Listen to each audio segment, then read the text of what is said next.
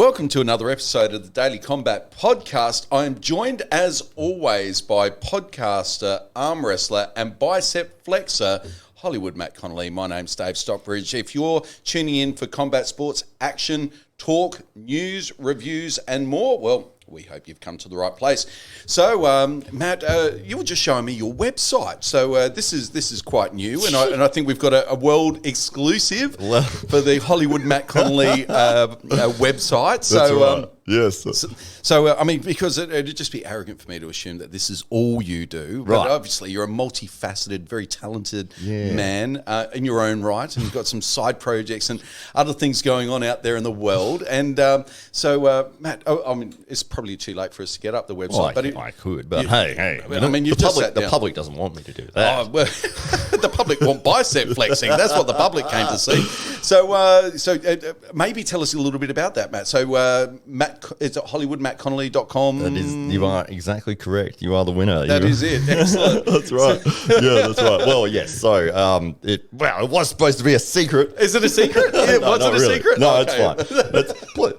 Don't go to the website. No, it is. It's a work in progress. It's live and it's working. Yep. But there is some things in there that still need to be adjusted and fixed and massaged and put in place properly. But so it's in beta. That's what you're saying. Right. It's under construction. Right. Do you remember when you'd go to the website and it would have like a little triangle and a guy like digging? Yes. And that's where it is. Okay. It is somewhat more advanced, though. I mean, you've got some graphics on there. You've got some cool stuff going on. And congratulations on the new podcast with Ryan Blue Bowen. So launched on Tuesday, was it? Yeah. Congratulations. Thank it was a you, great sir. episode as well. Yeah, well done. Oh, it was so cool. Yeah. So it's The Deep End is the show I'm doing with Ryan Bowen. And how did you come about the name, The Deep End? Well, it seems to be that we sound very similar in voice, which neither of us had realised. And I had never... Both very deep voices, very manly voices. Trying to go deep and deeper with this is how I always thought Do you try to out deep Ryan like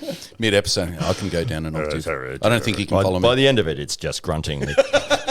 Indiscriminate grunting. You both know what's going on, but for the audience.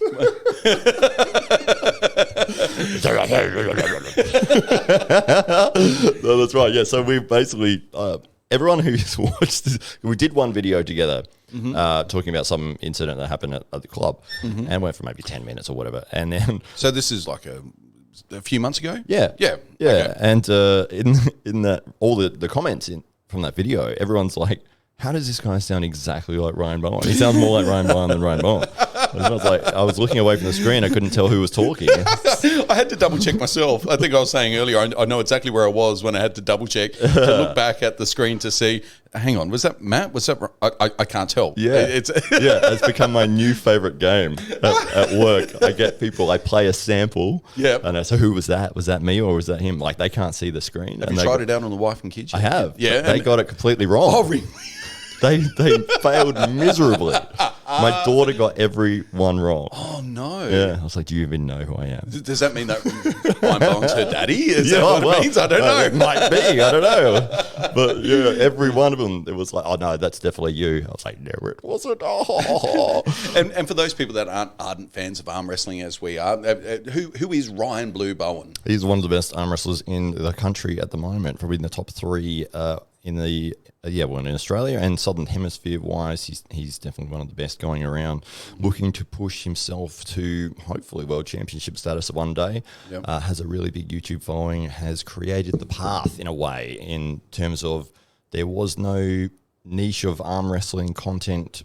Well, in the way that it wasn't a full-time arm wrestler content creator until really Ryan Bowen came along. Exactly, that's right. Yeah, so that's one of the things I really respect about him is that he said, there was no path, so I created the path. And he wasn't going to let those sort of things hold him back. And now he's got 53.5 thousand subscribers on YouTube, makes a full-time living from YouTube and his revenue, and is recognised as one of the top commentators of arm wrestling in the world. So for him to say, hey, do you want to do a show together? I was like, well, it's quite gratifying. Well, I mean, it's quite gratifying as well because Ryan is actively seeking out other talent in the arm wrestling world, and I know that Ryan has spent a lot of time with some of the biggest names in arm wrestling to help them get their social media profile up and running. People like, the greatest of all time, John Brzezinski. From what I understand, Ryan was his first YouTube sub. Taught him how to arm wrestle, on YouTube, and got him started on the path that he's now on, which is making a fortune out of YouTube. He's really established a template that others can follow, and he's really happy to share.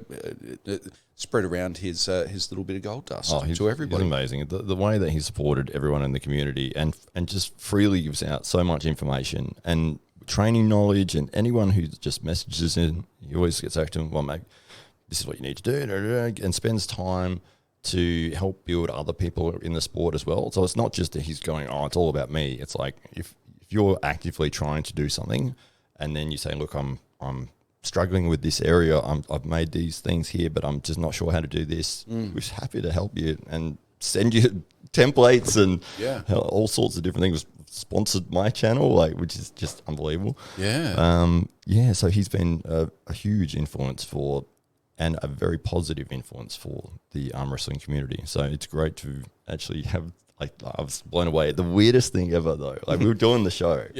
So we started the deep end, and he said, we'll do it Tuesday morning, because it's in the afternoon in the US. A lot of his, I guess, regular viewers of his shows are based in the United States. And so we started recording.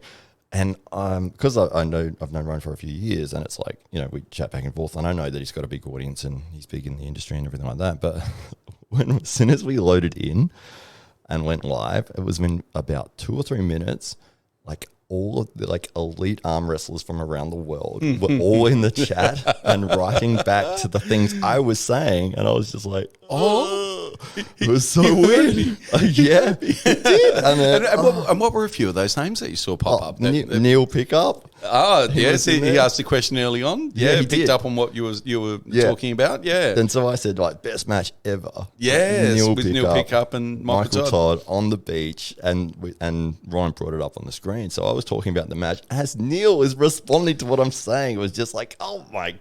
The magic of the internet. Oh, it's unbelievable. I've never spoken to Neil. It was, and I was sort of trembling a little bit while I was doing the show, because I was I'm seeing all these names come up, and it was Bob Brown arm wrestling. Bob Brown's the guy who wrote the rules of arm wrestling. Literally. And I was bitching about the rules. And then the guy that writes is I like the rules. Yeah. I was like, oh no, that's the dude who wrote them. Can't argue back against Bob Brown. He literally wrote the rules. So what you should what you're buying for Christmas? What's that? Liquid paper. To put on the screen.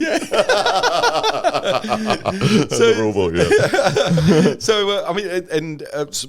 Ryan Bowen would on any given day have one of the biggest names in arm wrestling ever, on his channel. It's not entirely unusual, and now you're tangled up in this world of elite arm wrestling and broadcasting. It's I'm very humbled by it, and completely and utterly. It was like Christmas morning for me. It's it felt like I'm so happy and so lucky. It's so lucky to get the opportunity to do it. And we've done this show. I think this is episode number 40. Well, congratulations. There we go. We hit big 4-0. Yeah. Cheers. Oh yeah, for sure. Let's do it. I got to drink now. You can't do that and not drink. There we go. 40 episodes of this, and we normally run an hour and a half, 2 hours, maybe 3 hours sometimes. So you think, 3 hours of that, it's like hey, it's Saturday. But, yeah, exactly. But on Thursday afternoon. But, and no ostrich. Aussie the ostrich. There's no Dickie Knee around. No. He's down there somewhere. We do have Tito. Yeah, that'll be much better. Fighting Tito. Oh, exactly. Yeah. But having all those hours of experience of talking in podcast settings, and then it was hey, you want to do this episode? I'm like, yeah, cool. I was nervous. Oh yeah, I was nervous because it was oh man, I felt confident what I could say and how I would speak and everything like that. And I'm obviously really into arm wrestling, love it, and I would be able to talk on topics around that. But I guess it was just the audience is massive. Compared to what we're doing here at the moment. We're at the beginning. You, me, and the two Titos at the moment. It's us and these guys. I haven't even pressed record.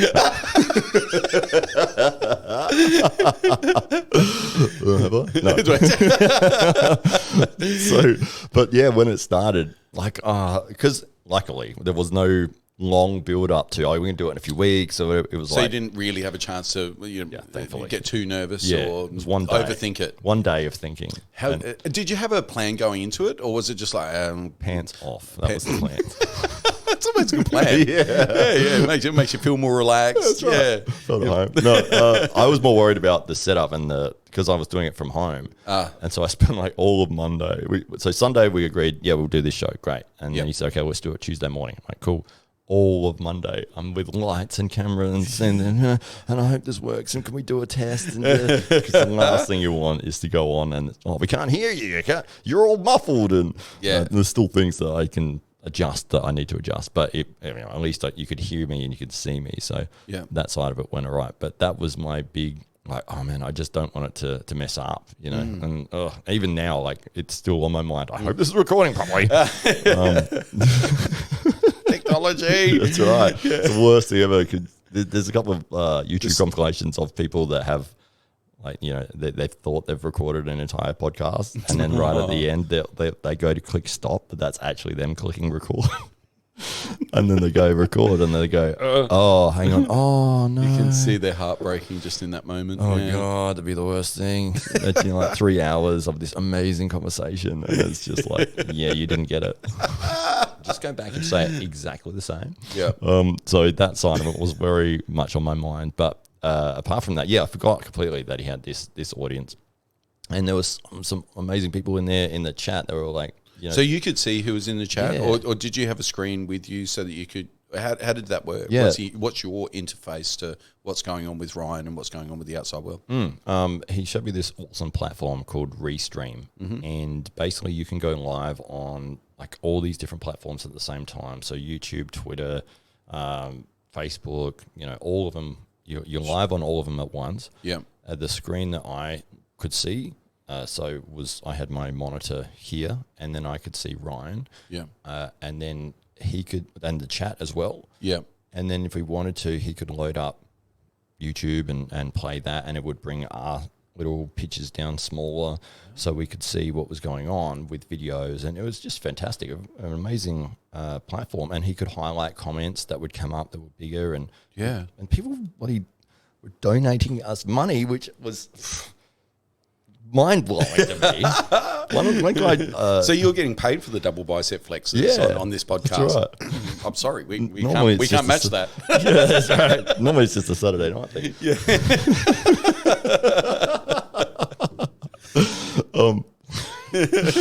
So, oh man, it was just incredible. Like, people were actually, I never thought that there would be people that would ever want to say, hey, love the show, or love what you guys are doing, or really appreciate it. Here's $10. And it was like, thank you so much. It's just mind blowing. It's just incredible that people would do that. And people were like, go and follow Matt's channel, and this is his page stuff. And I was just like, that's incredible. So people in the chat are saying, hey, they're looking you up at the same time as hearing you talk, and then saying, hey, check out that website and all of that. Yeah. Oh, so wow. Awesome. Some amazing people in there.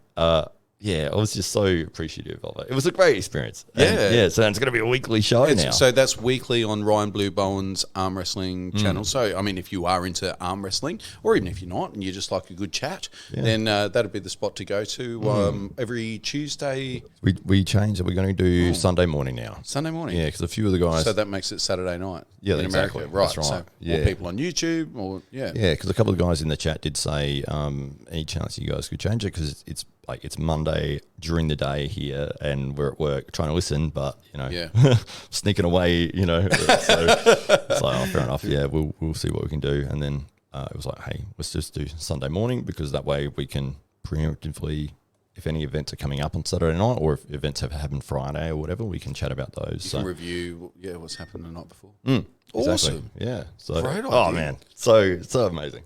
So shifting. When do you start on Sunday mornings Australian time? This Sunday. Yeah. So Saturday in the US. So yeah, it'll be 7 a.m. Sunday Adelaide time, 7:30 Brisbane time, and whatever time that is anywhere else, you'll have to do your own adjusting because I don't know what it is. You can work it out. Yeah. Should be Saturday afternoon or night or something in the US. So yeah, and you can always head over to the channel and watch it afterwards. I'm guessing if you happen to miss it live as well. That's right. Just miss out on the chance of donating money at that stage, I'm guessing. Well, you can always just send me money if you want. Cash, mail orders, checks, mail either way. Yeah. Mail order brides. Don't send those. I've got enough. There's too many. So, what if people do tune in? What else can they hear on there? What do you think is going to be coming up? Is reviewing what's going on in the world of arm wrestling predominantly, whatever the hot topics are. Yep. You guys are going to jump on and lend your opinions and weigh in on the big issues of the day in the world of arm wrestling. That's right. Absolutely. Wonderful. Yeah, it was great. I mean, the episode that we did, I mean, you obviously listened to it, but we talked about Larry Wheels and the way that he's feeling after his most recent super match loss. Yeah. And then, of my opinion, I think Larry's a phenomenal arm wrestler, and he is putting himself in a position where he's going against people who are really experienced, really good. He started at the absolute top. So there's no shame in losing to the people he's lost to. Yeah. And I think that he should have been up 2-0 in his most recent one. And it was the rules that sort of prevented him from getting that 2-0 lead. He was going for a pin in the second round, which would have given him that 2-0. And they caught an elbow foul when he was about to win on the other guy. And it should have been a loss. It should have just been like, well, if you fouled in a losing position, you lose. Yeah. That's not the rules. That's what I was complaining about. And Bob Brown was like, well, I wrote the rules. But yeah. So the liquid paper's in the Yeah, that's right. That's right. And I just said, look, from an audience perspective, that, it's just silly. The sport needs to grow. And that sort of thing just turns people off. Yeah. So, but Larry would have been up 2-0. He used a phenomenal amount of energy in that round. He was about to be pinned. Yeah. And he used everything he had to pull it back to the middle. Yeah. And then he worked himself into a position to get a press. He was about to press. He was pressing and he's about to win. And I will restart it. And he was like, I've used all my energy on that. Yeah. So it disadvantaged it definitely... The rule set disadvantaged Larry in that particular bout. Exactly. Yeah. So and we see that all too often, and I think some of the conjecture and what Ryan and yourself were discussing in the podcast was, do we need different rules? Do we need more viewer friendly rules? And is the fouling regime and the setup, for instance, that's not really viewer friendly, and for the sport to grow, I think one of the reasons why cricket grew so quickly in the 80s and 90s was because of one-day cricket. It was that format that was viewer friendly. It was bright, it was colourful, there was tons of action. You could turn the telly on at any point in time, there'd be somebody trying to tonk it over the pickets. It was that's what captured the imagination of sports fans, not just cricket fans, but opened a whole new audience by bringing also the playing time down to roughly equivalent to a long footy match. Also, with 2020 cricket has done the same again in the last 10 or so years. And arm wrestling, I feel, is kind of maybe ready for different forms of the game, so to speak. So whether there is room in John's rule book, maybe he wants Bob Brown. Sorry, Bob, not John. Bob Brown's rule book for a version of the sport that is more viewer friendly, that takes less time in getting people set up and isn't so prone to fouling out, and gives advantage to the instigator and to the person that's giving it their all to hang on and not unfairly penalising them for when they've exerted in a losing position, for instance. Exactly. It's almost encouraging some people just to kind of let it go rather than to hold on, because like Larry did, if you're going to expend 80% of your energy just to hang on from what looked like a probable loss, only to find yourself being fouled out and having to start again, having given everything to the last round, then it's I don't know how fair that is for. It's not fair for the athlete, and it's not fun to watch for the people at home. Yeah, you feel cheated as an audience. It was like, oh, he was about to win. Why is he getting a restart? This just doesn't seem fair. It's like there's injustice associated with injustice. that. Yes, it's outrageous. Outrageous. Indeed. And so outside of that, if people jumped onto your website right now, what would they see? Well, they would see probably a lot of this bicep flexing. There's a little bit of that. There's 3 shots of that instantly. So if you haven't had enough, already watched, you can just keep hitting refresh, and you'll keep just getting it over and over. There will be some merchandise. I mean, there's some merch on there at the moment, which is like it's demo merch, I guess you'd call it. It's just like the logo put on there. Yep. Which is like, it's me doing a bicep flex. I showed that to my wife and she's like, no one's going to buy that. I'm like, I didn't, that's not what I'm selling. Like, that's just, it's temporary. I'm like, I wouldn't wear that myself. I wear my own photo. So I'll get some like designs done and put that up. But the actual site itself is live. It's online. It's got a little bit of an about me, but yeah, it is still, it's going to progress into something a lot better.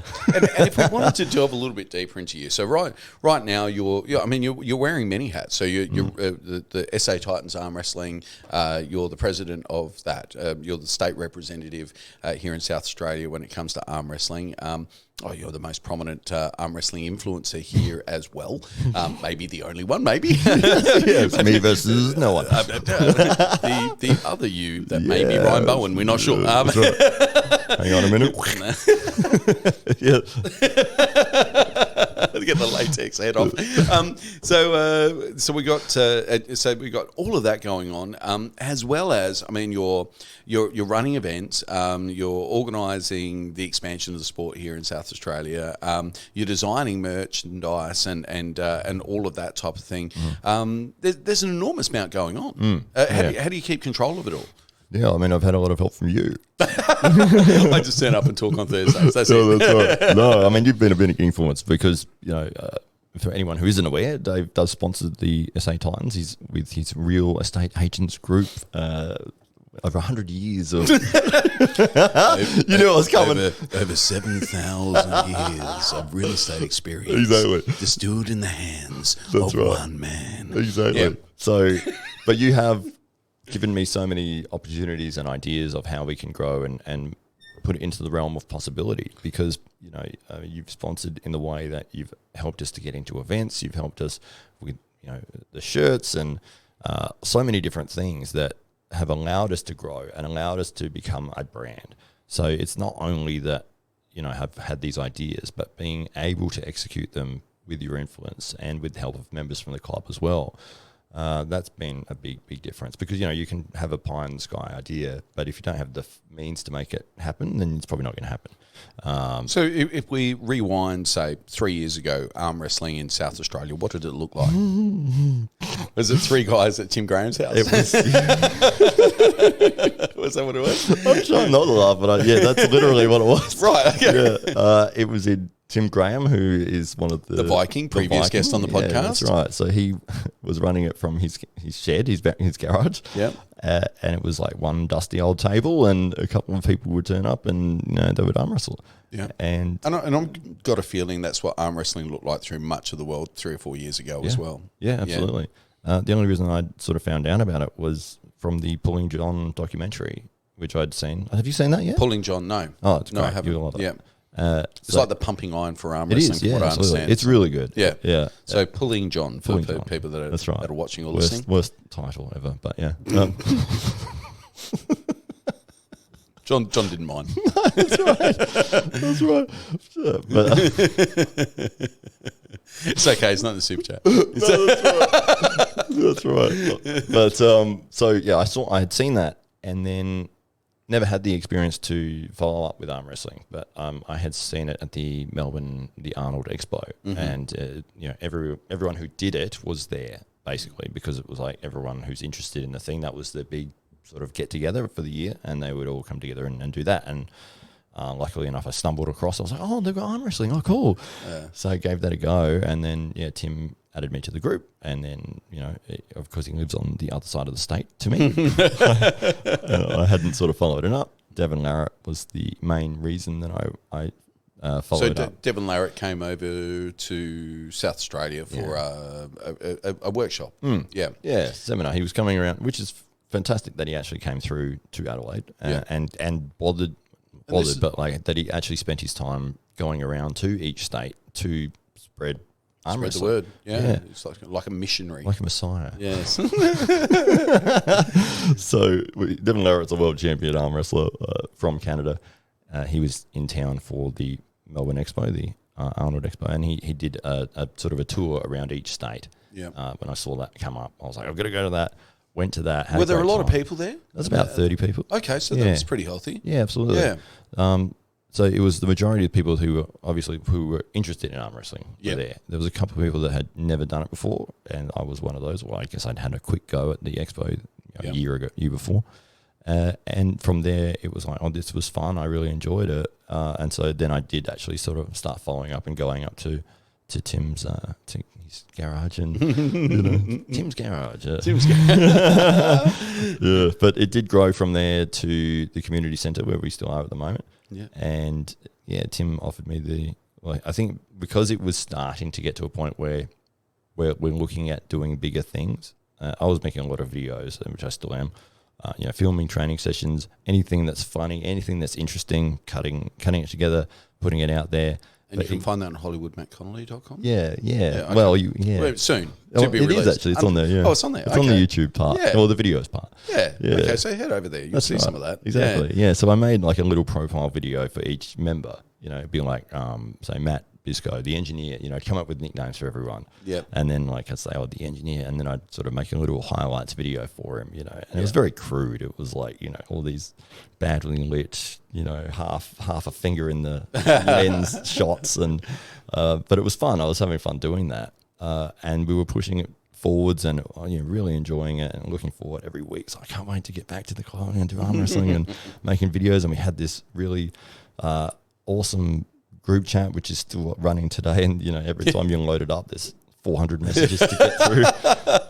It's like day and night cycles through with so many messages, which is amazing. But people are so you get this group of people that are all into the same thing from all areas from the state. Yeah, all talking about different training, or talking about life in general, just different things that are happening, supporting each other in different realms.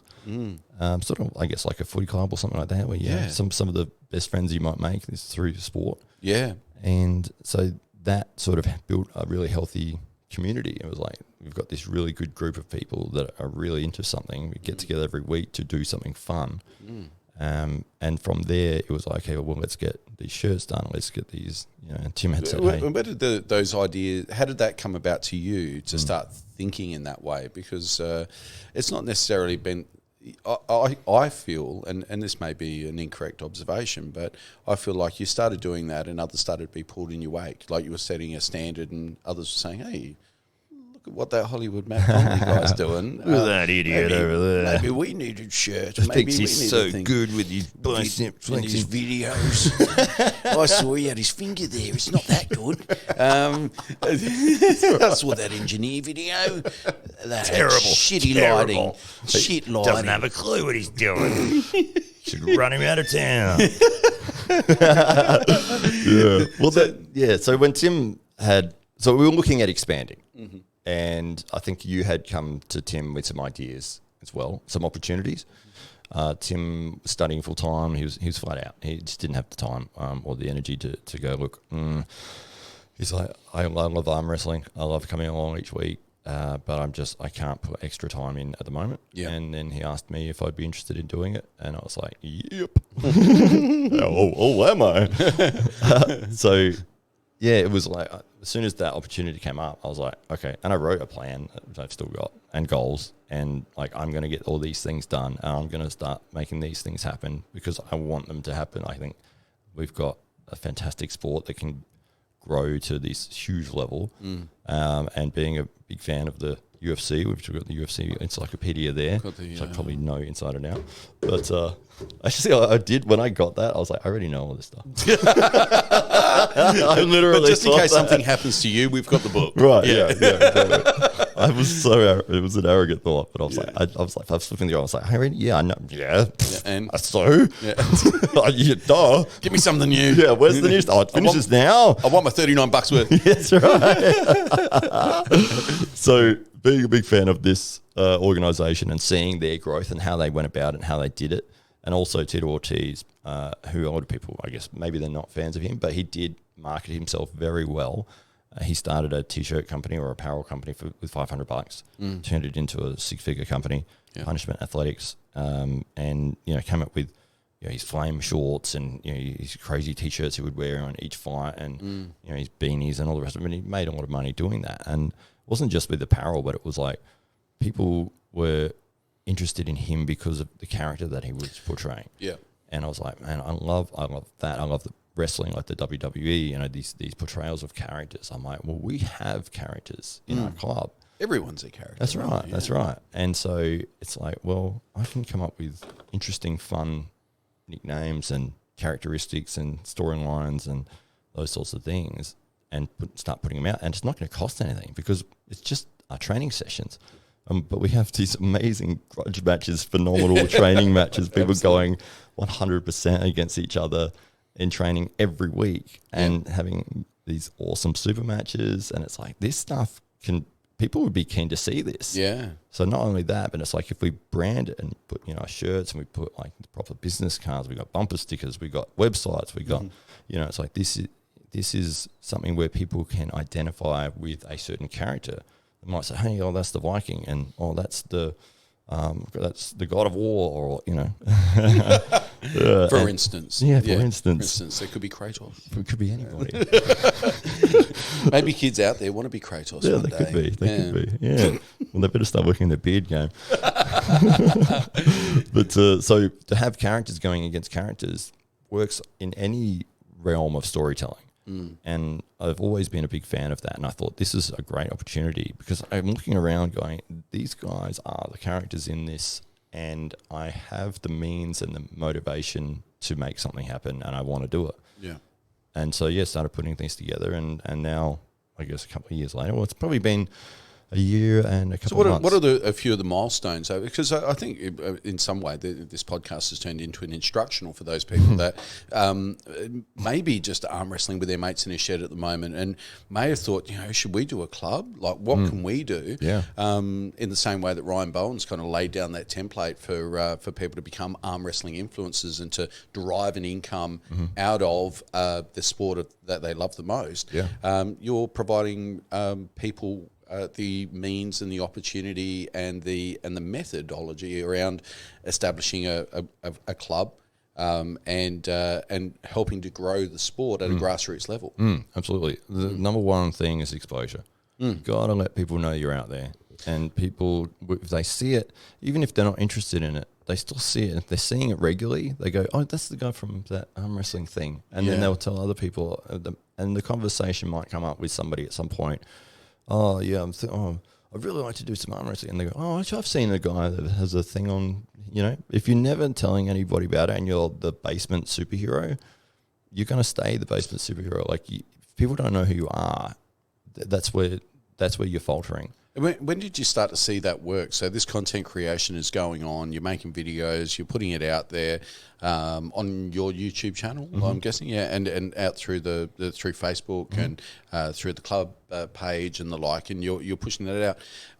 At what point did you start to get encouragement that maybe people were watching and maybe they were starting to turn up because of what they'd seen online or on Facebook or whatever it might be? Yeah, it's always surreal though. Like when somebody turns up that has actually been watching the videos, all that sort of thing, it blows my mind.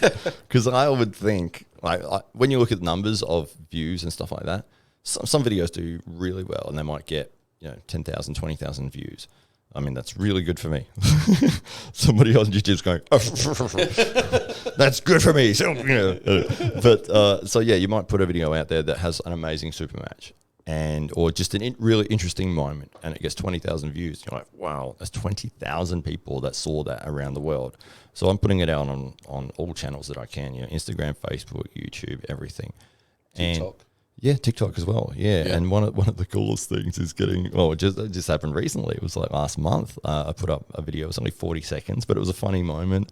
And it got 1.3 million views. 1.3 million. I was just like, this is so weird. But yeah. And from a sponsor's perspective, to be that's real estate agents have 100 years 7,000 real estate experience. And in this man alone. I'm like the Yoda of real estate. 2,000 years old. We all know. I started selling huts to Sumerians in 4,500 BC. They haven't paid their rent, by the way. They're complaining about the cracks. And in a language I can't understand. But could once. But from my perspective, as in the background was my logo in the background of that 1.4 million views. Rate of return is exceptional for anybody that's considering running a club, and encouraging a sponsor. Often with sporting clubs in particular, a sponsor is not so much the sponsorship as it is a donation. These are normally, local business people that just throw money at people that they like, essentially. But in our case, the rate of return is exceptional because there's no way in God's green earth that I could reach 1.3 million people in a week by myself and put my brand in front of that many people. Yeah. Whereas you put a 40-second video up on TikTok, and by the time, within a matter of days, millions of people have seen it. Absolutely. And when they're not, and then there's that long tail effect, as you were suggesting before. You might have a really good video and there's 10,000 views, which is excellent. You might have a video and there's 40 views. Yeah. But the reality is, if you took those 40 people and put them in a room and put yourself in front of them to tell them about something like a training seminar or a webinar, that's a good crowd. Yeah. So it doesn't really matter what the numbers are, because over the fullness of time, you'll get those breakthrough moments where either people just recognize you or are already familiar with you because of what they've seen online, or you get a whole ton of views on a video you were never expecting. Exactly. Yeah. And I think if you're genuine, if you're somebody that's putting it out there as a fan of the sport and you're saying, like, this was an amazing moment, or I really appreciate this, or this was cool, I checked this out, and you're not saying, if you don't, it's very easy to come at things with an arrogant point of view when you're posting stuff, and people will sniff that out really fast. Like, if you're not genuinely an arm wrestler or an arm wrestling fan, or trying to build a club, or if you're not trying to do things in the right way, or you're just sort of pushing it a little bit and then saying, hey guys, this is something I'm doing, and then you sort of step back and then give it a chance to relax and then maybe come back again. But if you're just slamming stuff in people's face, they'll go, oh, this guy's an idiot, can't wait. Yeah. It is definitely a method to that, and it's just sort of like any social construct of conversation. If you're talking to somebody and you see that they're maybe in a rush, you don't want to just hold them back and keep talking to them and let them go. You don't want to be a narcissist about it. Yeah, that's right. You want to pick up on those social cues, and there are social cues online. And even though there's no person there, the way that people react to stuff, and luckily I've been there since the internet started in a way, with message boards on BSB bulletin boards, and then moved up through the ranks, and seeing the way that people interact. There is definitely a way to go about politely putting your stuff there, and people will see that, oh, this person is genuine, and they're not just slamming content in my face every day.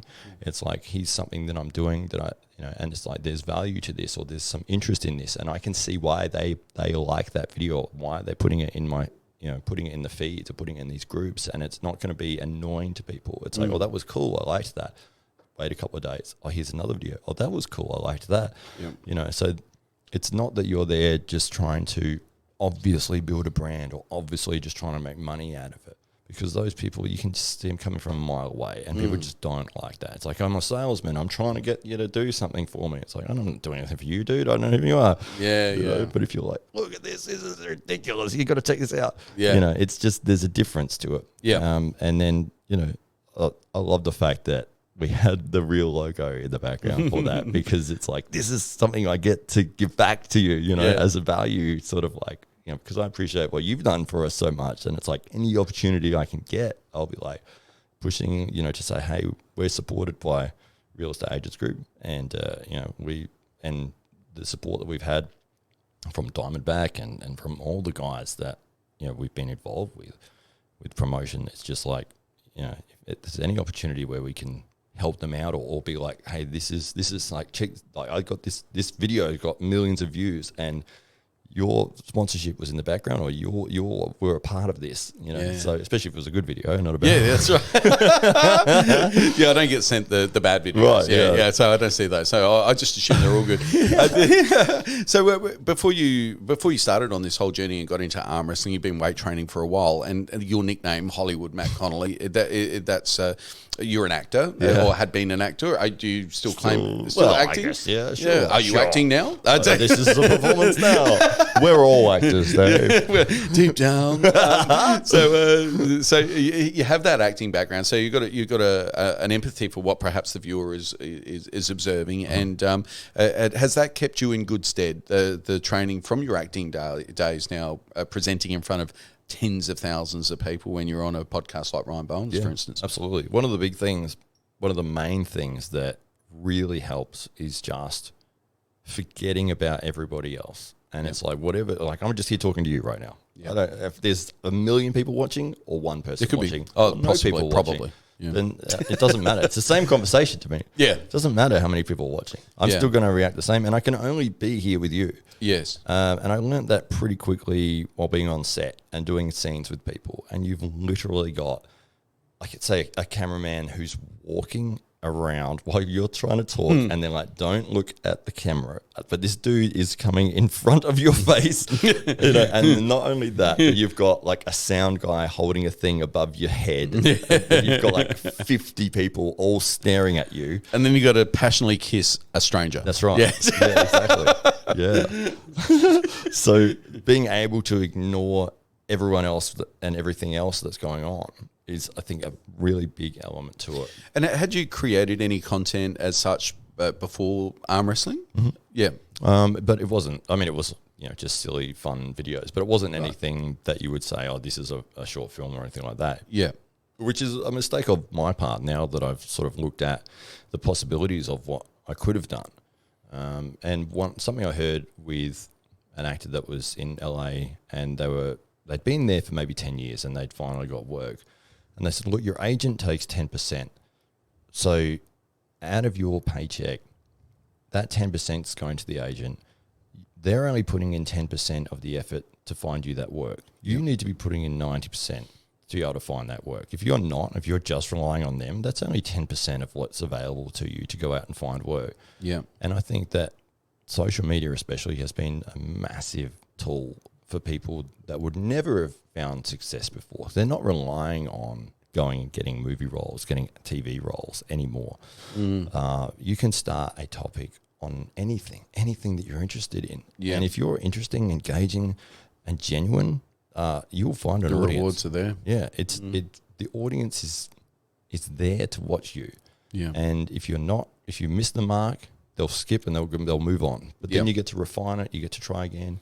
And there's no penalty to that, and there's such a low cost of entry. The low cost of entry, you know, that we're able to sit here in a room and sound reasonably professional and have some lights and a little bit of stuff going on, and it doesn't have to cost the world. Whereas, you know, there would have been a time where you needed a professional studio to do that, and to get access to that, you needed to know the right guy, and then the right guy wanted you to work there, and then you got paid nothing, you got paid peanuts, and for 5 years, and then eventually you get your shot, you know, because somebody was sick or somebody got the sack, and then you got a chance to be on the radio or something. You know, it's whereas these days, so you got an idea, you can get a microphone for $150 and, you know, talk straight into your phone and get something out to the world in seconds. That's right. And if they love it, by the time you finish doing it, you know, there's your phone will be ringing.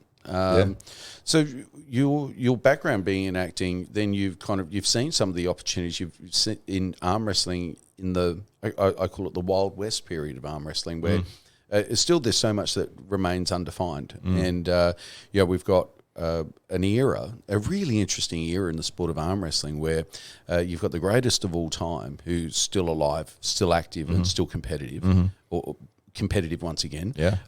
You've got a gaggle of guys that have been around the sport for 20 or so years, 20 maybe 30 years, that are still performing at an elite level. And then in behind that, you've got this new generation that's making their way through. And then in amongst that, you've got the convergence of technology, and then some of these influencers making their way into the sport and making a real positive impact in the sport, like Ryan Bowen, for instance. Ryan isn't a world champion arm wrestler, maybe in amongst the top handful or so in his weight category. We're soon to see, but he's risen to prominence because of his hard work behind the microphone and camera, more so than perhaps what people may have seen on the table. And his ability to be able to hype what it is that he does, because he's charismatic, because he's engaging, and because he's prolific. He's creating more opportunities than anybody else. So we live in this interesting time, but within that paradigm, you could see an opportunity to carve out a wedge for yourself. Yeah, absolutely. Well, it was because I was lifting weights in the gym, bodybuilding, 21 years. You now. do weights? I do. Is that right? I've been to a gym. Right. Okay. I've driven past the gym a few times. No, that was my thing. It was like, when I was a kid growing up, it was the 80s. It was all action movies, Schwarzenegger and Van Damme and Dolph Lundgren and all these, huge, larger-than-life, muscular guys. And I was like, I want to be like that, Yes. And as soon as I could, I got into the gym and I was like, I want to be like that. And that was my goal. And I would train, 6 days a week, 7 days a week. And I still do train at least 5 a week. Maybe it's more than that sometimes. But I remember this moment because that was my number one thing. And then I did have some opportunities with other things. I did some wrestling for a little while, some boxing for a little while, but it was like, that's going to take away from my ability to train in the gym. And that's what I love doing. But when I found arm wrestling, I remember I think I've told you this before, having this moment of, do I want to keep doing this? Because it destroys, like, your arms are so sore for days afterwards. And like, I can't train back and I can't train biceps like as heavy. I can now because I'm conditioned to it. But, for that first probably, it's been 3 and a bit years now. But for that period of time, it's like, you're going to have to sacrifice those workouts to do this thing. Is this worth it to you? And I had that inner conversation and I was like, this is like... Was it an inner conversation with yourself or just Ryan Bowen? It was Ryan. It was in Ryan's voice. Did you speak and Ryan spoke back? Yeah, that's right. I'm borrowing Ryan's his voice just for this encouraging episode. in the background. Just, no, you're doing the right thing. Yeah, that's right. Just a little... Yeah. But I was having a good time with it. And I was like, this is something that's so fun. And it's not only fun, the people there are great and encouraging. And it's not only that, but the levels of skill and technique are so deep. Like it's an endless rabbit hole of you think you get a grasp on something and then somebody just blows you away and it's like, my God, I know nothing.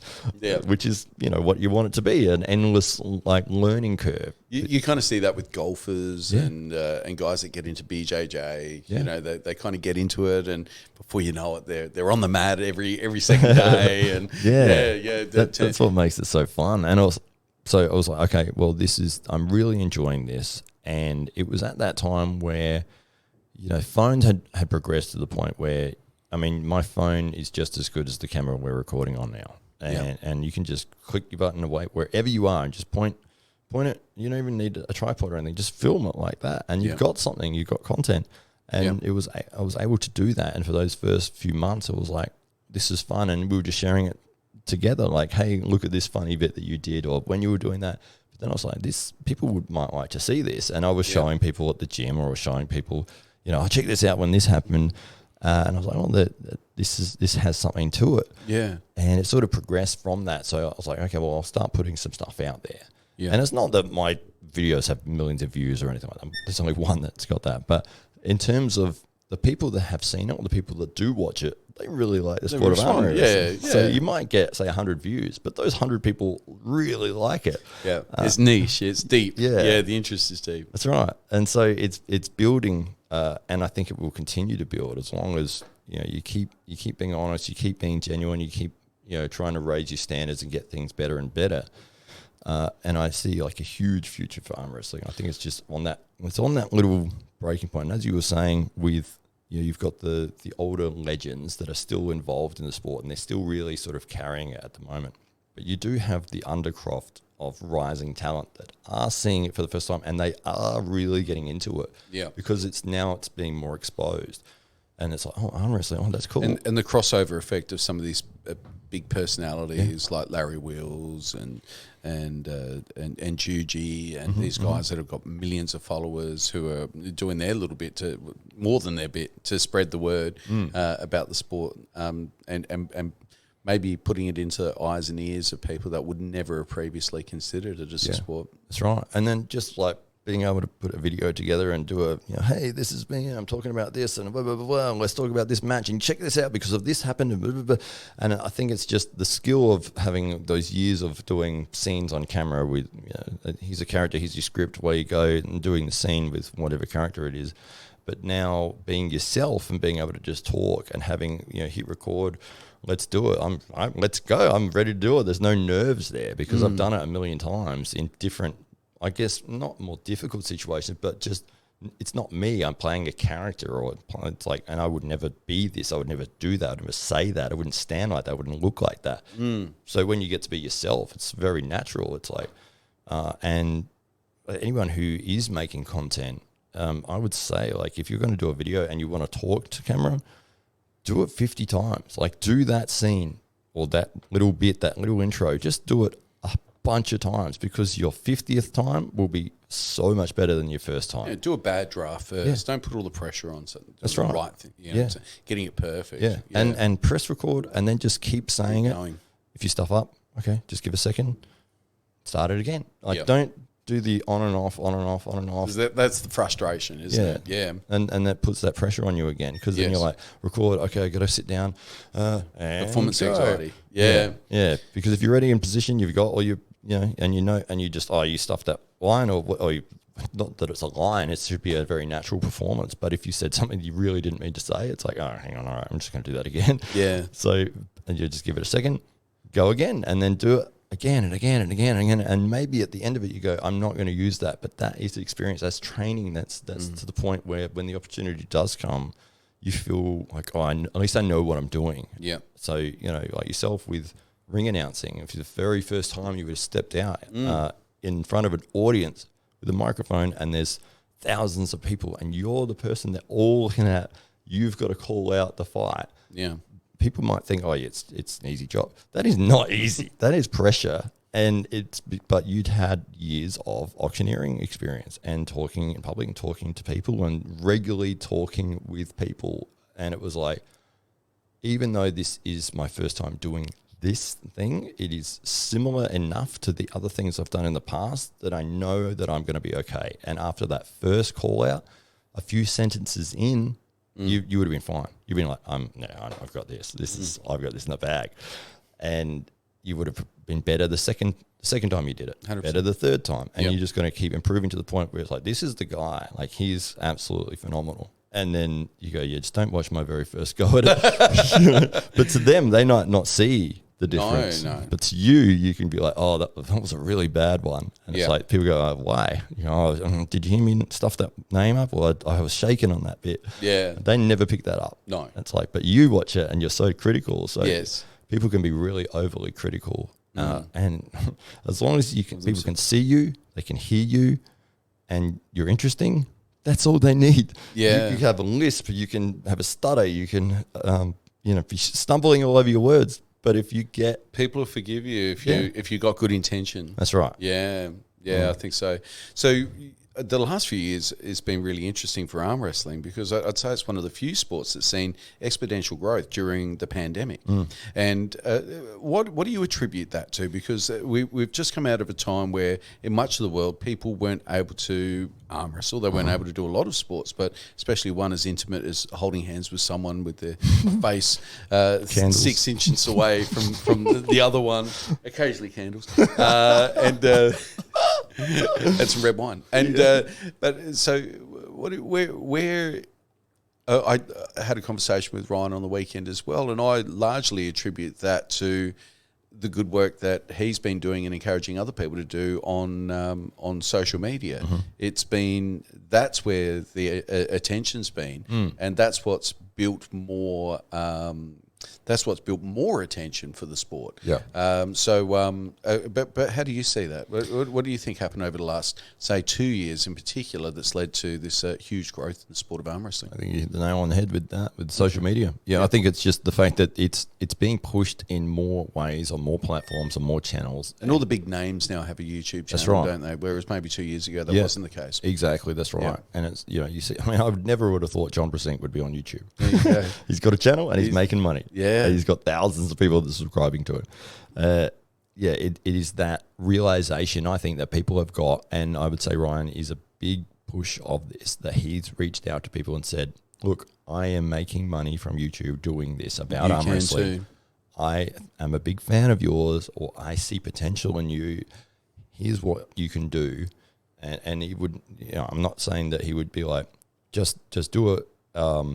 He would probably provide them the way, and it'd be like, I'm not expecting anything in return. I'd like you to see you be successful. Yeah. Because you're, an inspiration, or you're an elite arm wrestler, or you're a world champion, and you've been paid, I guess, peanuts from the actual result of arm wrestling. Yeah. So it's like, this is a way you can make money from it.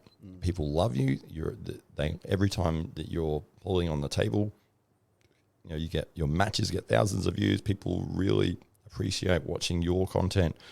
Please make a channel and talk to your fans, because you will A, get more exposure, B, make money, and C, help the growth of the sport, because people now have access to you. Like if you say 5 years ago you want to talk to John Brasink, good luck. Yeah, unless you had his mobile, or whatever. That's right. right. You weren't going to get him. And so now we're kind of coming to a point where arm wrestling's got a real chance of becoming mainstream in the not too distant future. You've got some of the biggest brands in the sport, the biggest names in the sport now on social media and spreading the word. You've got people like yourself that are relatively new to the sport that are doing the same and finding pathways within the sport. In the next couple of years, where do you see the sport? Where do you see it going? Do you see a change in rules to make it more viewer-friendly? Do you see a splintering where there may be different rules, different competitions, different regions? Do you see super matches becoming the preferred format, or tournaments? Where do you see arm wrestling in 2 years' time? I see continued growth. In 2 years, it's going to be continuing growth from where we are at the moment. I don't think within 2 years it would get to the point where it's mainstream or anything like that, but I think more and more people will be aware of it and start to maybe train, or more clubs that are popping up, and that sort of grassroots growth will increase a lot, which in every sport or every industry, it's always the grassroots where its foundation comes from. Yeah. Ultimately, the way it would be successful is if they did something like the UFC. If there was a world league that was recognised as the champion, I'll say the heavyweight champion. Well, you've got the best league. Athletes in the sport, regardless of what it's called or what it is, but you've got a chance for the best to test themselves against the best. That's right. Yeah. So if you're the champion in this league, then you are recognised worldwide as a champion. You don't have the European League, the US League, the Australian League, the other parts of the world that it's like, if he went against him. At the moment, it's very much opinion based, like rankings. It's all, there's very much hypothetical. If he went against him, it might be like this, but he beat him, which means that he beat him, which means he should be ranked higher. It's like, it's not official. Yeah. And the UFC is So still... standardization to the rankings is something, there must be a methodology applied so that can be fair and equitable. And so a regional competition, for instance, for a top athlete couldn't be calculated in the same way as, say, a super match with one of the greats or somebody who's top 5. But is there a way of mathematically calculating that so that there's not that same level of conjecture as there is at the moment, and same range of opinion over who's the best, who's not, etc.? Not for a while. Okay. Not for a while. Yeah. The difference is super matches are the way forwards. Super matches is the way, the most entertaining. You heard it here, Matt Connelly's That's called right. it. Okay. So, super matches is the way that will bring the real champions to light. If you've got multiple rounds against the same opponent, and let's say it's 1st to 5, and you get an opportunity. Is there a preferred length? You're saying 1st to 5. I like 1st to 5. Is there a standard? Is there a standard that's normally applied at an international level? Yeah, they either do 1st to 3 wins, or they'll do 6 rounds, and 6 rounds regardless of what the score is. So, and what's your preferred? I don't like either. Okay. I like, Is there a third way? well, my way. The Hollywood The Matt Connelly slap way. competition. No. But it's just with the fleshy That's bicep. right.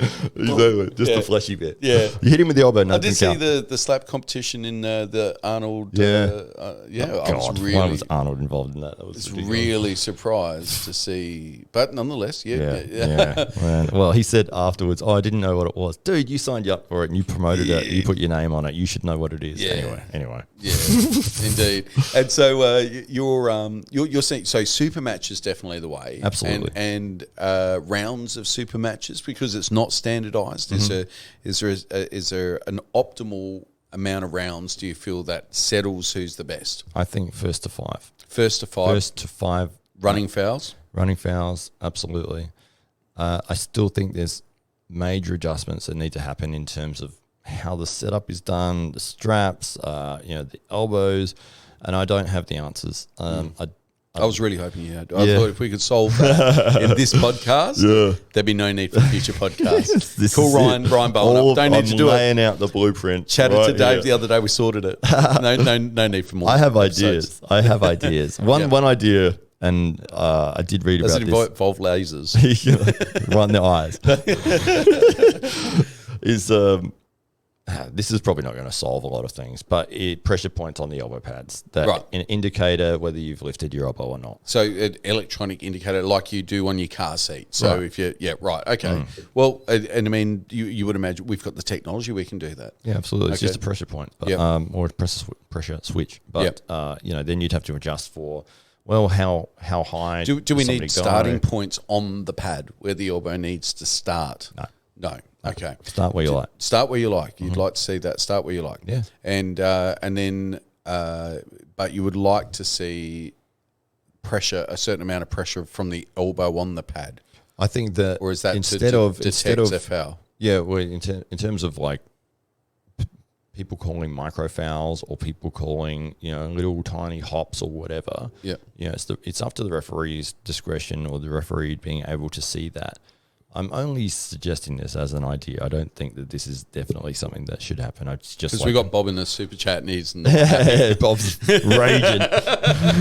I wrote the rules. I wrote the rules. No, you have no idea. Yeah. My arms are bigger.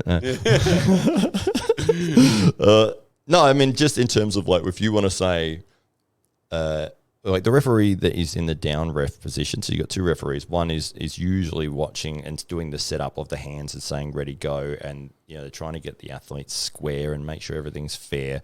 Then when the match begins, the head referee, I guess the one that was doing the setup, is looking at the pin line to see whether there was a pin. Usually the down referee is sort of helping in the setup, but guiding the head referee, but they are also looking for elbow fouls. And so if an elbow foul is called when somebody lifts their elbow off the pad, then they will call an elbow foul. And depending on how the match is set up, whether it is a stop, a restart, the match is restarted with this person now having a foul, which I think is the wrong way to do it. Running fouls, I think, are definitely the way to go. If you foul, you need to get a pin to get a restart. Yeah. Because so many people that are in a losing position, they're about to lose, they'll foul just to get a restart. And so as we were talking about earlier with Larry's match, for instance, that he was in the winning position and then there's a foul and it's a restart and that just took him from being in a winning position to being completely gassed and losing. Yeah. Yeah, it's that gamesmanship, and athletes are smart, and they look for any advantage they can get. Yeah, and if they've identified that, hey, if you're about to lose, just foul. Yeah, and you get a restart. You get another go at it. Better than losing. So is it the inconsistency as much as the rules themselves that's causing consternation within the community at the moment? I would say so. It seems most events people don't really know which rule set they're going under. Right. The competitors would, and the people who have organised it. But as far as like if you're a general public, or it's like I'm a semi-interested or a casual fan, I guess if you call yourself. Yeah. And it's like these two guys. Yeah, I know who they are. I want to see this match. And it's like they start, and you're like, oh, what happened? Why didn't he get the win? And it's like, oh, what rules are this? What is this? Like, especially if you've always watched, say, the WAL, and then it's like you're seeing the WF, and it's different rules. Yeah. And then if you're like, I don't understand why it's frustrating as an audience to watch that, and it's like it shouldn't be that way. It should be unified rules. Yeah, and it should be in a way that favors the audience, the viewing public. Just get a match started and see who wins. Yeah, that's what it should be. And currently there isn't a unified league or authority as such, but you've got a couple of larger organisations or promotions over time that may resemble more like the UFC than what they would say the NFL or the AFL, for instance, here in Australia. So these are more promotions than they are leagues. Exactly. But they're the ones putting it all together, and that's where the eyeballs are at. Yeah. Would you prefer to see one standard rule set applied by an international body to everybody, or are you happy to kind of see the WAL evolve and WAF evolve and maybe other third ways emanate? So no, you wouldn't. Okay, sorry to cut you off. Yeah, right. I think one organisation that everyone competes in. Everyone competes. But in even that if the one rules you don't agree with, you'd be happy with that. If everyone falls under the same, everyone trains under that. Everyone, this is the rules. And then, like with the UFC, when they started, they adjusted rules over time. Yeah. As things worked or things didn't work. And what would it say? Is that a practical goal given the stakeholders in arm wrestling currently? It is practical. It just will take. It will take a while to get happening. It'll. Money talks. Money always is the way forwards in terms of things. You've got a big European league. You've got a big North American league. They both have different rule sets. They both have different champions, different ideologies. And occasionally you'll get one or the other that actually face each other, and then they'll say, well, what rules are we going to do it under? And, whatever rules they come up with, it's like, oh, well, he only won because of these rules. Or it's a big fact. It's a mess. And it's like if you had an overarching, and not a body, it needs to be an organisation that everyone competes under. Everyone is signed to that organisation. Everyone's signed to that organisation, and they all compete in that organisation. To get something like that happening is difficult, and you've got to have money behind you, and you've got to have the means to be able to get all the athletes to come and compete on your stage. I don't see tournaments as being the way forwards. I see tournaments as being like a qualifier. A way to qualify or to prove your merit to get a shot in the actual main organisation. Okay. Then when you get in the main organisation, you have cards where you have super matches. You win the super matches, you improve your standing, and then the next time they have a card, it's like, well, maybe you'll go from the undercard to, we'll put you on a main card event. Yeah. Or maybe you're the main event, like you're the main person, and you build it along that way. And that's where it's like it's like, okay, when we have a weight class or a title bout, you're recognised as the title holder in that industry, in that league, in that body, and it's universal. It's like everyone competes in that world. You are the champion. You are the champion, and it doesn't matter if somebody's a champion of the local, South Australian league. It's like, who cares? You know, same with UFC. If you're the UFC champion, you're the champion of the world. It doesn't matter if you're the champion of Bellator. It doesn't matter if you're Strikeforce champ. It doesn't matter if you're Elite SE champ. Yeah. No one cares. It's like you are. I mean, it's great. You're still a good fighter. Yeah. You need. It's almost like a qualifying card to get you to the UFC. Yeah. And the guys that did win titles in Bellator and Elite XE and Strikeforce that went to UFC didn't do that well. Yeah. Some of them did all right, but it doesn't mean that because you're the champion in that league that you are also as good as the champion in the UFC. The UFC is the best, best of the best.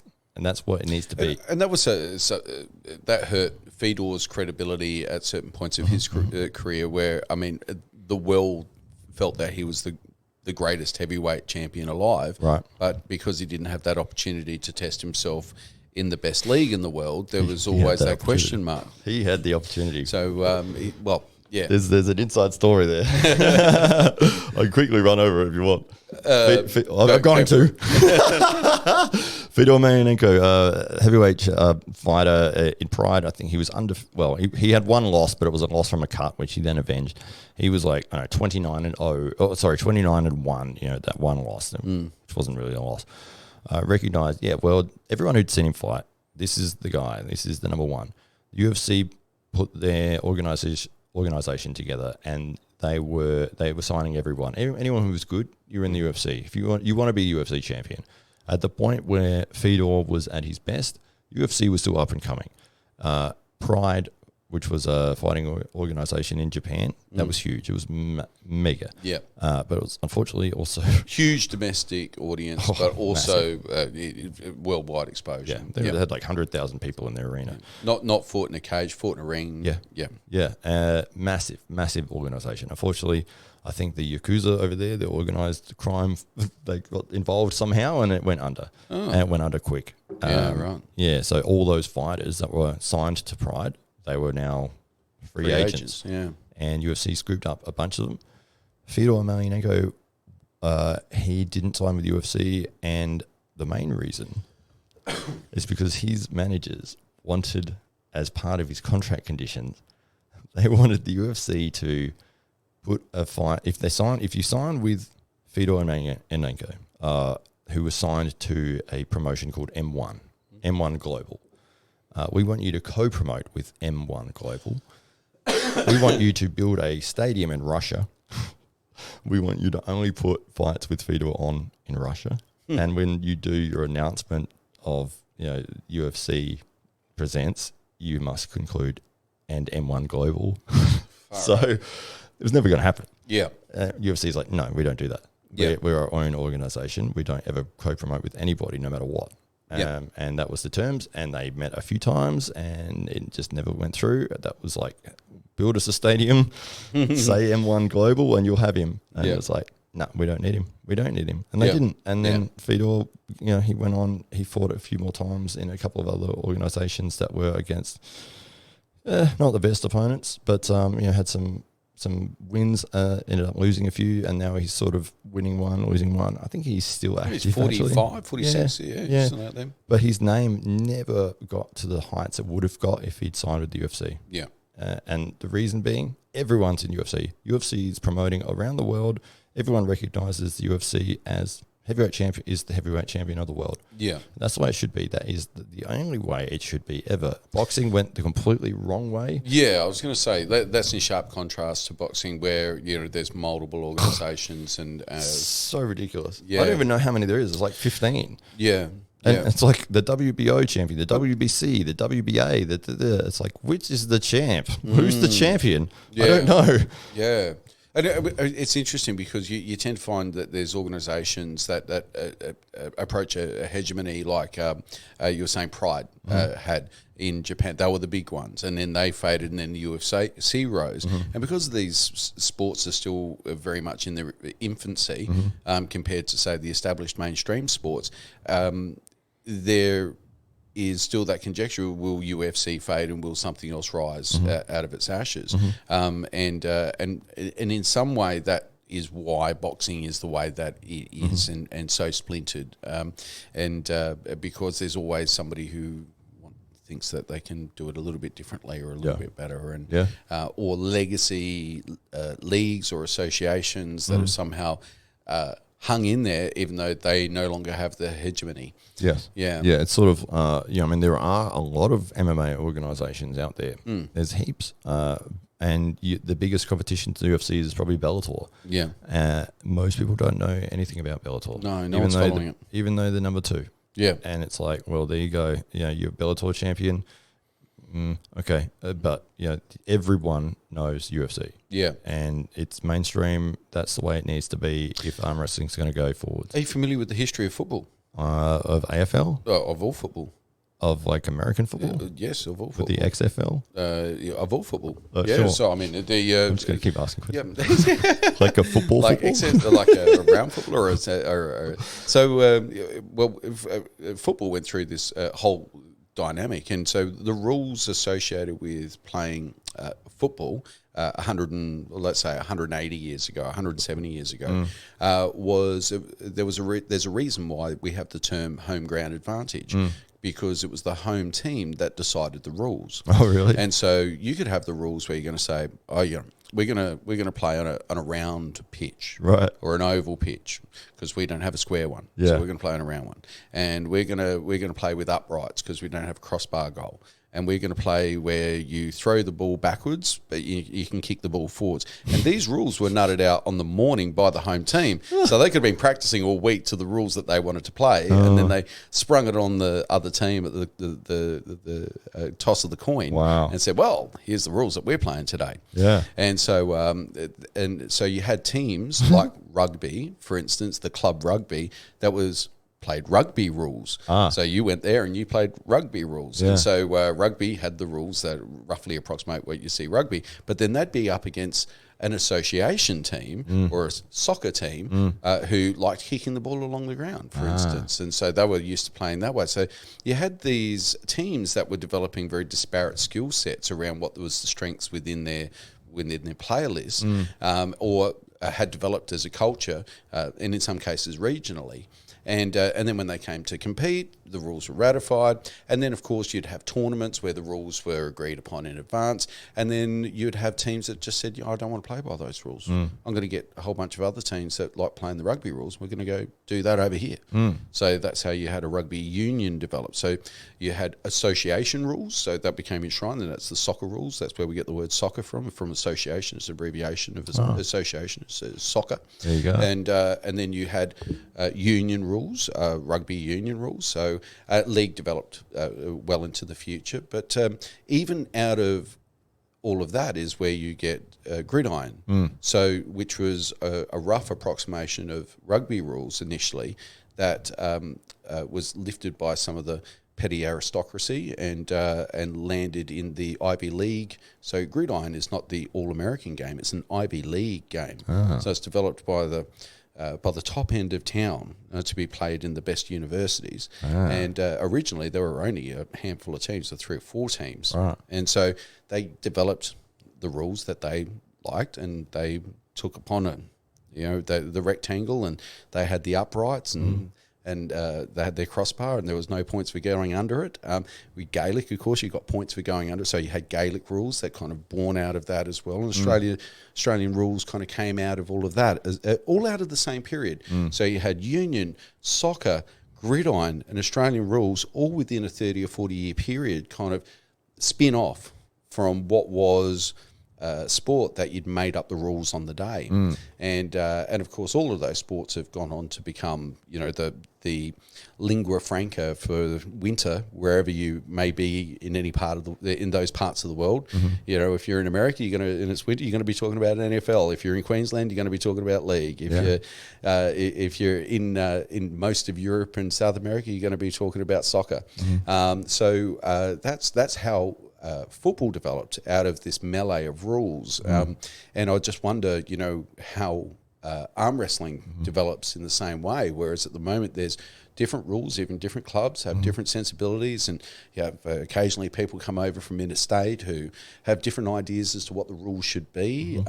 And I wonder whether there's a number of versions of arm wrestling that might emanate from what it is that we have today over the next 50 years, or whether that we consolidate the rules and have a soccer or whatever. Yeah, I think consolidation is the way to go. Consolidation is the way everyone to go. plays by the same rule set. Everyone understands what to do in every situation. And if it's done in a way where you have it, say it's a promotion, let's just say the arm wrestling promotion, and they have the best athletes that are signed to them, and they have regular matches, and it's all under the same rule set. And they have a lot of exposure. Then everyone recognizes that the best of the best people are in that association or in that promotion. Yeah. Then everyone else will follow. They will go, oh, that's what they're doing. So do you think it's about getting the biggest names in the sport together to establish the league or the promotion. the game, the promotion? Yeah. And rather than sitting with the administrators of the sport and bringing that together. Yeah, absolutely. So who's deciding the rules right now? Hollywood Matt Connelly in the world of arm wrestling. Apart from Bob Brown. So Bob Brown made it up. Who came to Bob Brown and said, we need rules? Well, he made the rules. And this is He just made them up. My head, but I think he made the rules for the North American style of arm wrestling. Yeah. That most people follow in that part of the world. Yeah. The Europeans, it's very similar, but it is slightly different. And so there are modifications of both of those. And when they have super matches between somebody from, say, North America and they're going against somebody from Europe and there's an agreement on the rules. Yeah. And it's like, okay, well, we do it this way, you do it that way. Rather than us just doing it our way and having a potential advantage, we'll accommodate the fact that you do things differently, and we might, set up a system where it's fair for both parties. And, you agree to this, we'll agree to that. Da, da, da, da. But if everyone was doing the same rule set, if there was a big enough, if everyone was signed to the same organisation, and it will take money and it will take exposure and it will take time, but if you are recognised as this is the way forwards, and your rule sets will become the standard, because everyone will go, that's the way forward. Is it too hard to herd the cats though? Is it too hard to get the Russians and the Americans? Is it too hard to get big names to agree to these things? Is it hard to get the promoters to agree? Because we're talking about a sport that really doesn't have an administrative class. You've got a sport that doesn't have people running it. You've got people that become activated when they're running an event. Yeah. And then outside of that, there's not much going on. There's an answer to that, which is why I'm smiling. Okay, well, because I know the answer to that. You do. You have an answer. I have an answer. Feel free to share that answer. If you put a promotion together and you get the most exposure and you put the best events on, everyone's going to start coming to you, regardless of where they are in the world. If you start putting on the best events, the most exposure, and people recognize, oh, that was a phenomenal thing, and that was in the arm wrestling promotion. The arm wrestling promotion that's going on. Did you see that match? It was in the arm wrestling promotion. And if you are putting on consistent events, the best people in the world are going to start coming over and going, how do I get on the show? What does it take? Is that prize money? Is that prize money? If there's because obviously prize money lends legitimacy to an event, and it gives a reason for the best of the best to come out and to get involved. Are we going to see a $1 million super match in the next 24 months in arm wrestling?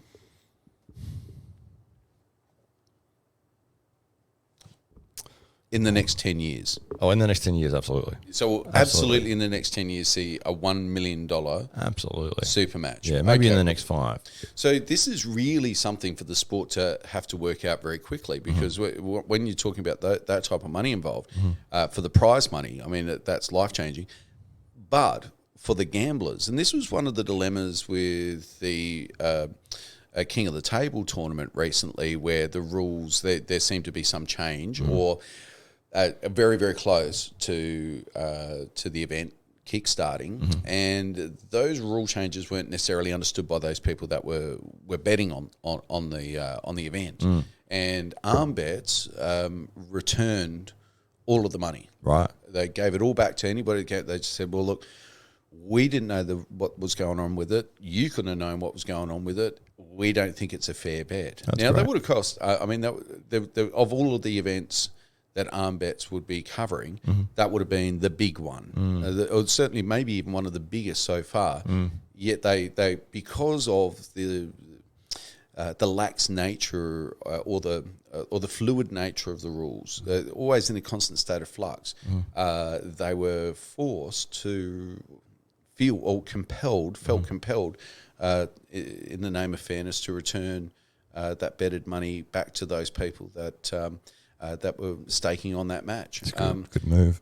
A good move, a bold move, and lends credibility. Yeah, it certainly lends trust to arm bets, but to the same degree, you've now got trust and credit, and arm bets has got credibility. I think proportionately, the promoter lost it. Yeah. So we're in an interesting point in arm wrestling's evolution where we've got attention rushing to the sport, money rushing to the sport. Yeah. Somebody or a group of people will put together something like this. And some of the UFC. An encyclopedia on the UFC. That's right. UFC. It'll be me. No. No, there will be growth, but there'll probably be, I think the first one or two will fail. And UFC almost failed. Well, they did, actually. Well, we had Steve Maxwell, one of the very first investors in the UFC, talk about exactly that. He backed it for a couple and got his money back out of it, and and then it was all fell apart almost just shortly thereafter, and then resuscitated out of the embers by Dana and the team and the Fertitta brothers. That's right. Yeah. Well, I mean, they had to sell. They were $30 million in the hole. Yeah. There's been other people that have tried and failed to bring on, not only in the combat sports world, but that's why I mentioned XFL earlier. So NFL, you've got the National Football League, the American football. I believe that's all just been recently sold to The Rock. Is it? Yeah, so XFL McMahon's, so WWE fame, Vince McMahon. Really bad buy by The Rock, but yeah. Sorry? Really bad move, yeah. Yeah, so from what I understand, so he's, so that was something that obviously was meant to be an alternative, almost like a 2020 of NFL, and fizzled, and they, I believe, attempted a second time and it fizzled, and now I believe that's been purchased by the Rock, and is looking to revisit it and bring it back again in a slightly different guise in the not too distant future. The reason it failed was because they didn't give it enough time, and they put so much money into it, and they didn't have the audience. You've got to build your audience, and NFL was the number one. If people want to watch American football, they're watching NFL. The people that are not happy with the rules or not happy with what's going on in NFL, that's what Vince McMahon was trying to target with the XFL. And he put together and goes, hey, look, if you guys are not happy with what's happening in NFL, I've got my own league and we're going to do this and it's going to be amazing. We signed up all these ex-players from the NFL that are not quite as good. But, they did a fantastic job with their promotion. They spent a lot of money and they put the teams together and they had a league, but they didn't take the time to build the audience. And it was like they went out with it. There was no one watching.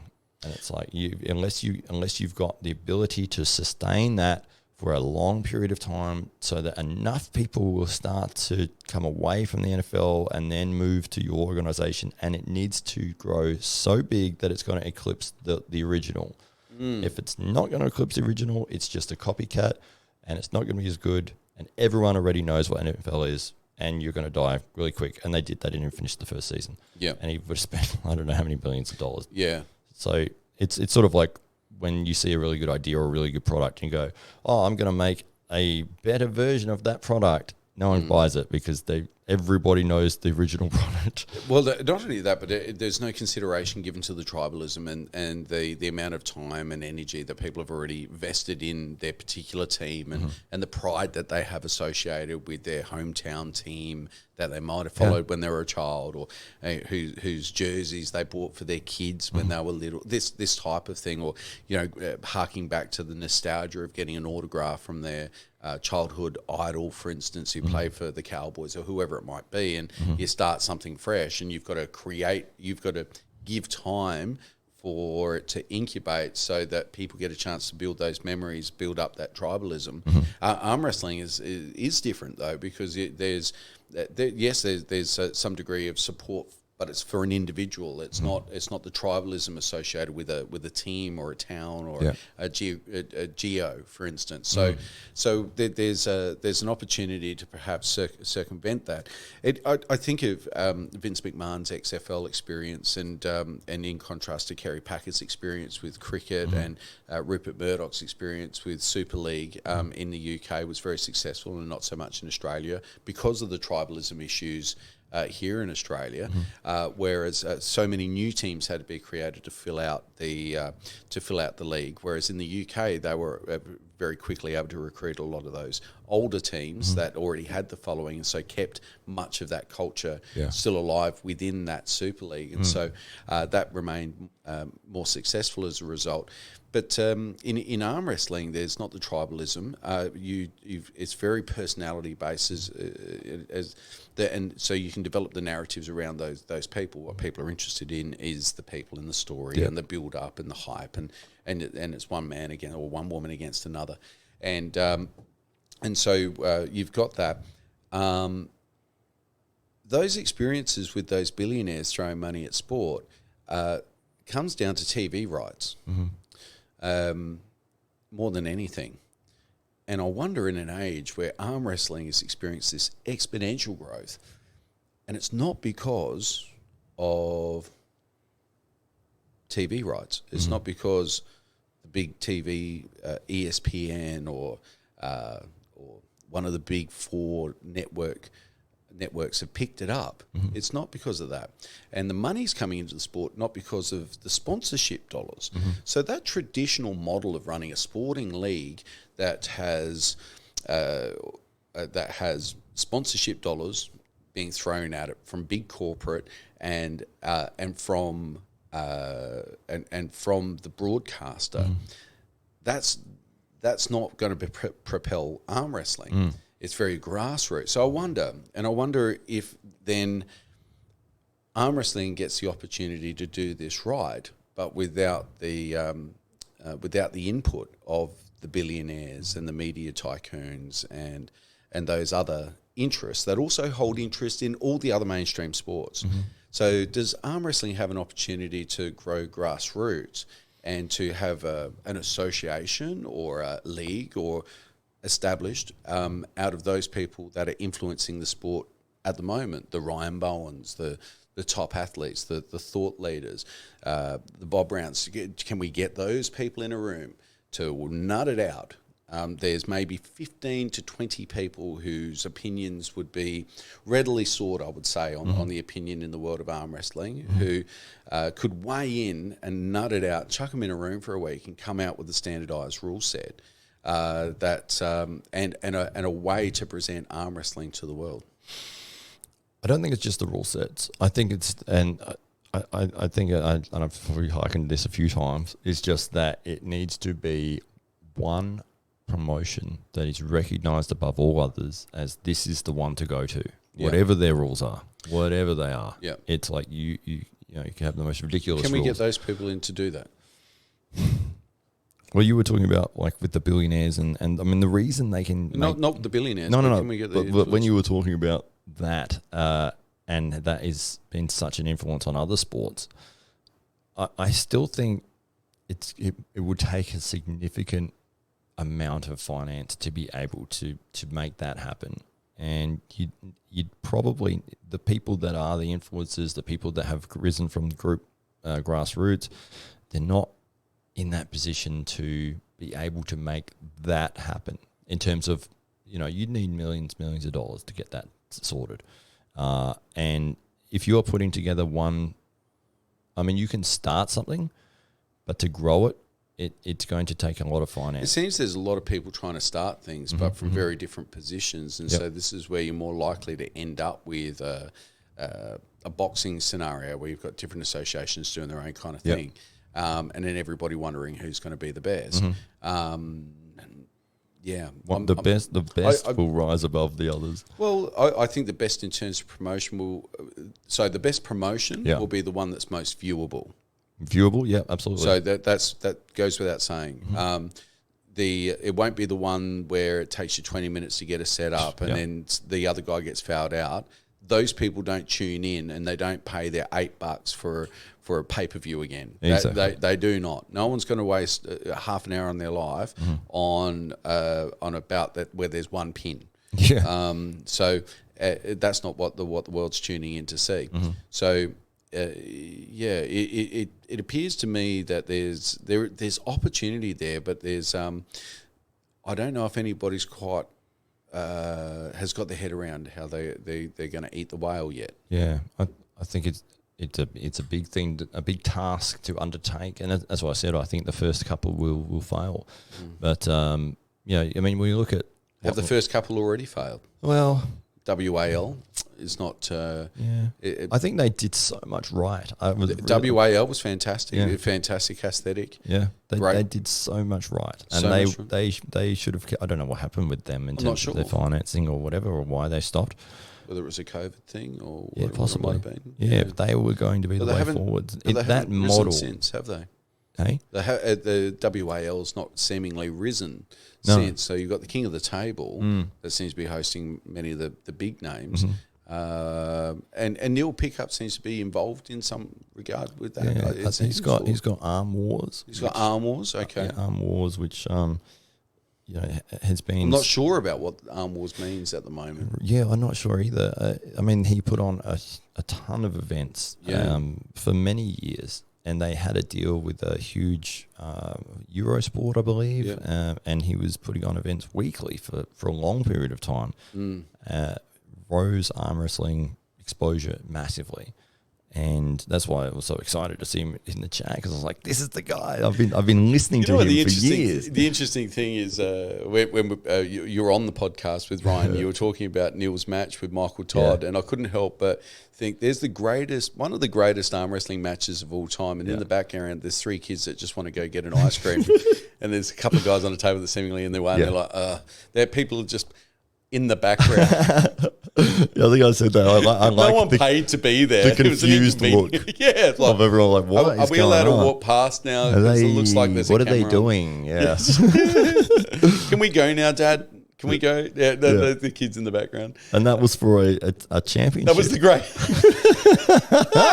Tells you how far the sport's gone. Yeah, but in terms of the way they filmed it, the drama, that video was fantastic. It was they did everything right. It was just that, obviously they didn't have the audience there to watch them, but whatever. I guess in a way they probably should have hidden that or framed it in a way that you as a viewing casual audience, observer, you understood the significance of what was going on. Yeah, that it was a world title that was on the line, right? Not just Sunday down at the beach, couple of dudes having a go, because it could have almost just looked like that. That's right. Yeah, exactly. Yeah, their video production and everything was really good, and this is why with WAL, just the setting. Yeah. Well, I mean, maybe they just said, "Hey, we'll do everything on the beach, and that'd be great," and it was good fun, and they had a good time. That's cool. It's just the way they filmed it, it was like, with those people in the background, but it was also took away from the aesthetic. I think the sport's probably come a long way now, but certainly at that point, it just demonstrates, how much attention's on the sport now. Right. That's right. If you had those two guys saying they were going to be anywhere in America right now, on the table, or Neil in, say, peak Neil Pickup form, on the table with Michael Todd in similar form, there would be 1,000 people that would want to see in person. That's right. They pack out anywhere almost with that. So there's still, when I watch productions and I watch videos of even now, the King of the Table, and it's just like, man, they need so disappointing. Yeah. They're trying things, which is cool. I like the fact they're trying and they're putting on events, and and I'm happy to pay money to watch it. It's just, I think I can see so many things that they can improve on. Well, maybe not having people walking around in the background on their phone whilst you've got to have the most consequential match in arm wrestling in the world right now, and there's just a guy in the background just checking his notifications on Instagram. People wandering through. I noticed that the last one, I thought, this looks a little bit better, and then they panned off to the guys as they were in between, and it's just like, there's just... you go slightly off camera and it's just like there's just a bunch of just dudes just hanging around. No one's. It's not. If you want to if you're presenting the best people in the world in a sport, it doesn't matter if it's golf, tennis, football, cricket, arm wrestling. There's got to be a standard that's applied to for the sake of the rest of the world, so they understand that what you're doing is important. Yeah. Because I saw that and I thought that does not look important. It looked so unimportant that the people that were there didn't really want to be there. So you can't have the production and the lighting guys just sitting in the background, scanning their notifications. So, as you were saying, it is quite frustrating because we're in that Wild West stage where people are trying to work it out and they're trying to work out what the magic formula is. Like Ryan has with social media. He's worked out what a template looks like, and now everybody can follow it. But I think Neil did a fantastic job with the WAL, and I think that, if anything, that's the template. That's the standard. That's what we should all be aspiring to. I think the guys in Russia do a great job whenever they put on a tournament. Lulways looks amazing. It's I'd certainly look to do it differently because I think it loses perhaps some intimacy in the way that it is presented in the Eastern Bloc. But it's nonetheless, it's it's presented professionally. The guys are, they're not turning up in cargo shorts. Yeah. They're there. They've got a uniform. They look like they're athletes, and there's a respectful crowd. And when the athletes aren't on show, they're backstage, and you can't see what's going on. And I think that's a standard that needs to be set. Yes. And then there's got to be the flexibility to be able to scale that down in the event that it is a regional event. It's not, you don't have the biggest names in the world, or you don't have 200 people there, and instead you might have 50. And how do you present that but still present it as a high quality production? Ryan sent me a link to some guys in India who are doing an outstanding job with their production. I mean, it looked amazing, and that those guys over there are doing a spectacular job. And we sometimes forget about India and Central Asia, where arm wrestling is huge, and there's millions of exponents. And we kind of think of that part of the world as not having a lot of money or whatever. But you look at the Indian production of arm wrestling and compare that against King of the Table. And it's chalk and cheese. Yeah, for sure. And the Indians are doing it without the big names, but they're spending their money on production and presenting the sport well, which makes the athletes look great. Yeah, that's right. Which attracts the sponsors. It makes it more mainstream. It broadens the audience. It gives it greher appeal. I don't know what rule set they're using for the Indian one. Yeah. I haven't seen them. No, I'd be interested. Yeah. There's but what they're doing for it to look great on screen is amazing. Interesting times ahead for arm wrestling, and interesting times ahead for you and Ryan with your second episode coming up this Sunday Australian time. Sunday, 7 a.m. Adelaide time, 7:30 Brisbane time, sometime somewhere in the rest of the world. You'll have to compare it to that. Jump online and check it all out. And if people, I guess, want to keep up with when upcoming episodes are going on or anything that's going on in your world, they can head over to the HollywoodMattConnelly.com. .au or .com? No, just .com. Just the .com. So it's international. It's .commercial. .commercial. So World Wide Web. That's right. Hollywood Matt Connelly. Bringing out the knowledge now. .commercial. So for those people that don't want the abbreviations, right. I'm not going to get into that. Go on. CTP. So people will be able to tune in every week. Is it also available as an audio podcast or just on the YouTube? It's on YouTube at the moment. I think what I'm going to do is I'm going to just grab the audio and I'm just going to put it up on the same platform that we've got our show here on. So, we'll just put it in with ours. I'll just mix it. You won't notice. It'll be like Ryan's in studio with us. That's right. You may be able to tell whether it's you or Ryan. Anyway, I reckon we just rip all of Ryan's content and just chuck it on our channel. I'll just put my face over it. It's a little button.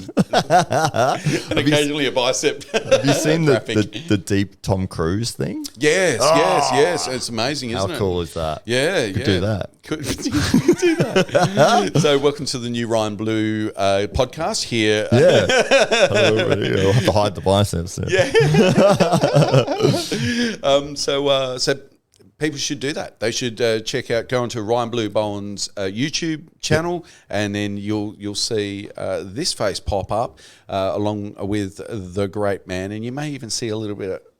You might be treated to the the double bicep with the split. You got to look for the split. And if you want that on a T-shirt, you can get it in the merch store at www.hollywoodmattconnelly.com. I'm pulling it off tonight when I get home. That sounds bad. I'm cutting that line. I did my best. Well, thank you very much for joining us once again on the Daily Combat Podcast. It's been a fantastic episode. I really enjoyed it. We've been talking about the future of arm wrestling, amongst other things, and the pathway forward for not just influencers in the sport, but of course the athletes themselves and the promotion just generally, rules and everything. I think we covered it. I don't know if we come up with any answers, but we definitely spoke about the problems a lot. Right. Yeah. As long as we did that. Yeah. Just highlighted everybody else's. But don't give any solutions. That's what arm wrestling's all about. It's about complaining and not providing solutions. And if you want more of that, tune into the Daily Combat Podcast. We'll bring you a whole lot more next week. Cheers, guys.